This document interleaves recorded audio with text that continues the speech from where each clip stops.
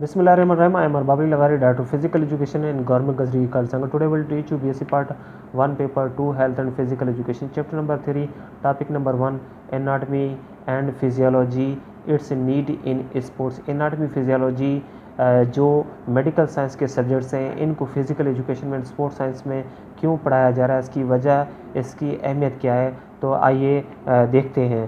PH link Sweden के वो पहले शख्स थे जिन्होंने ये महसूस किया कि स्पोर्ट्स साइंस में फ़िज़िकल एजुकेशन में एनाटॉमी फिजियोलॉजी को लाजमी पढ़ाया जाए और तमाम जो कोचेज़ होते हैं, फ़िज़िकल एजुकेशन के जो असातिज़ा होते हैं, उनको इंसानी जिस्म और इंसानी जिस्म के जो मुख्तलिफ़ निज़ाम होते हैं, जिनके बारे में जो है वो मालूमात का होना ज़रूरी है। होता यह है कि गेम्स के दौरान मुख्तलिफ़ किस्म की इंसान को खिलाड़ियों को चोटें लग जाती हैं, जिसमें हड्डी का टूटना, पाँव वगैरह का मुड़ जाना, मसल्स का फट जाना, इंसान का जो है वो गिर कर ज़ख्मी हो जाना।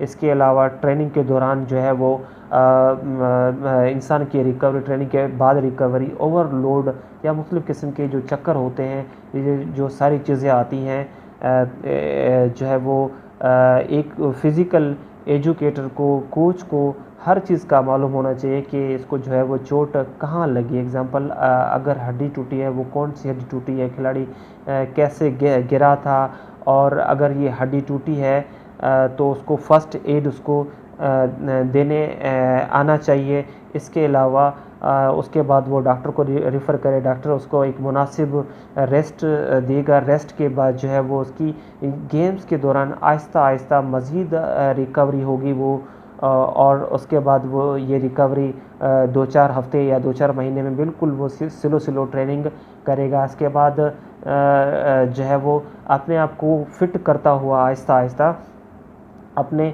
सेम पीक पॉइंट पर वो आ जाएगा। एग्जाम्पल, वो फुटबॉल प्लेयर होगा तो वही उसका भागना दौड़ना शुरू हो जाएगा। वो क्रिकेट प्लेयर होगा तो वो वही बॉलिंग, वही सारे के सारे फंक्शन उसके नॉर्मल हो जाएंगे। मतलब ये है कि अगर कोच को जो है वो एनाटॉमी फिजियोलॉजी पढ़ी हुई नहीं होगी, समझी हुई नहीं होगी, तो वो जो है वो विदाउट साइंटिफिक मेथड के जो है अपना खिलाड़ी को मुख्तलिफ़ किस्म की ट्रेनिंग्स और प्रैक्टिसेस बताता रहेगा, जिससे उस खिलाड़ी जो होता है उसकी बॉडी को नुकसान होता रहेगा।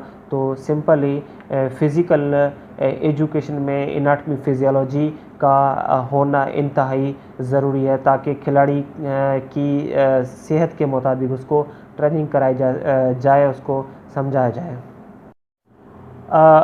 एनाटॉमी के हिसाब से इंसानी बॉडी को जो है वो मुख्तलिफ़ हिस्सों में डिवाइड किया गया है। सबसे पहले जो है वो एक इमेजिनरी लाइन इंसानी बॉडी में से खींची जाती है, जो कि इंसान के बिल्कुल बीच में से यूँ ऊपर चली जाती है। इस लाइन को मीडियल लाइन या इमेजिनरी लाइन हम लोग कहते हैं। इस लाइन के जो चीज़ नज़दीक होगी, जो आर्गन नज़दीक होगा, उसको हम मीडियल, और जो दूर होगा हम उसको लेटरल कहेंगे। इसी तरह पीछे वाले पोर्शन को हम पोस्टीरियर कहते हैं, ऊपर वाले पोर्शन को हम सुपीरियर, और नीचे वाले पोर्शन को हम इन्फीरियर कहते हैं। जो हमसे दूर होगा हम उसको डिस्टल कहते हैं। बिगिनिंग ऑफ लाइफ, इंसानी जिस्म की जो है वो शुरुआत कैसे होती है। एग्जाम्पल हम समझ लें कि हमारा जिस्म जो है वो एक मशीन है। इस मशीन को चलाने के लिए मुख्तलिफ़ निज़ाम काम कर रहे हैं। ये निज़ाम बने कैसे हैं, उनके बारे में देखते हैं। ये तमाम के तमाम जो निज़ाम हैं वो छोटे छोटे सेल से बने हैं। सेल को हम यूँ समझ लें, एग्जांपल, किसी बिल्डिंग को बनाने के लिए ईंटों या ब्लॉक्स की ज़रूरत होती है, तभी वो बिल्डिंग बन पाती है। मतलब वो सेल या ब्लॉक जो है वो उसके छोटे से छोटे यूनिट होते हैं। इसी तरह हमारी बॉडी के, हमारे आर्गन्स के जो छोटे छोटे यूनिट हैं वो सेल ही है। सेल से ही हमारी जो है वो बॉडी मुकम्मल की मुकम्मल बनी हुई है। इनकी जो लाइफ है वो तकरीबन 90 दिन से 120 दिन तक होती है। ऐसे सेल हमारे जिस्म में तकरीबन लाखों करोड़ों होते हैं, जो जिस्म के मुख्तलिफ़ निज़ामों को संभालते हैं, चलाते हैं, और इन्हीं पे हमारा जो है वो पूरा जिस्म मुश्तमिल होता है, हमारी पूरी की बॉडी मुश्तमिल होती है। एक सेल इंसानी जिस्म का यूनिट होता है। आइए इसके स्ट्रक्चर के बारे में देखें कि ये बना हुआ कैसा होता है। सबसे पहले सेल के ऊपर सेल मेम्ब्रेन होती है जो एक सेल को दूसरे सेल से अलग रखती है। इस सेल मेम्ब्रेन के अंदर एयर वैक्यूल होता है जिसमें हवा होती है। साइटोप्लाज्म में गाढ़ा सा मादा होता है। इसी तरह माइटोकॉन्ड्रिया होता है जिसमें जो है वो हयात के ज़रात पाए जाते हैं। इसी तरह न्यूक्लियस होता है, मरकज़ होता है जो इसका, इसमें जो है वो इसका डीएनए और इसके अंदर भी मज़ीद जो है वो सेल मेम्ब्रेन वगैरह पाई जाती है। इंसानी बॉडी या इंसान के जो मुख्तलिफ आर्गन्स होते हैं वो कैसे बनते हैं, आइए देखते हैं।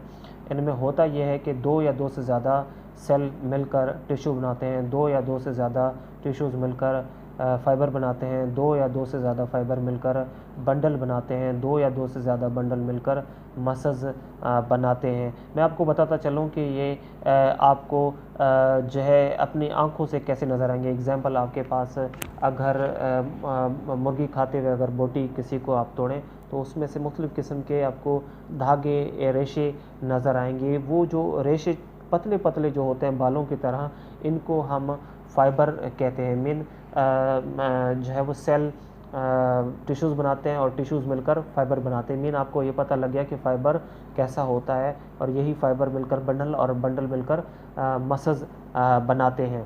तो इंसानी जिस्म में मुख्तलिफ़ किस्म के सेल्स होते हैं जिनमें चंद ये हैं brain cells, red blood cells, white blood cells, sperm cells, bone cells वगैरह। ये सेल्स जैसा कि मैंने बताया था अभी अभी मिलकर मुख्तलिफ़ किस्म के टिश्यूज़ बनाते हैं। इनमें ख़ास जो टिश्यूज़ हैं उनके नाम मैं बताता चलूँ। उनमें एपिथेलियल टिश्यूज़ हैं। ये सारे के सारे हमारी स्किन की बैरूनी तह या अंदरूनी तह को बनाते हैं। इसी तरह हमारे गले की, हमारे नाक की, हमारे कान की, हमारे फेफड़ों की अंदरूनी तह, आंतड़ियों की अंदरूनी तह वगैरह भी यही टिश्यू बनाते हैं। इसी तरह मस्कुलर टिश्यूज़ हमारे जो है वो अपना जिस्म की तमाम मसल्स हैं वो बनाते हैं। और इसी तरह नर्वस टिश्यूज़ हमारे दिमाग के जो नर्वस टिश्यूज़ हैं वो बनाते हैं। और इसी तरह लास्ट में कनेक्टिव टिश्यूज़, हमारी जितनी भी बोन्स हैं वो कनेक्टिव टिश्यूज़ से बनी हुई होती हैं। बहुत शुक्रिया, थैंक्स।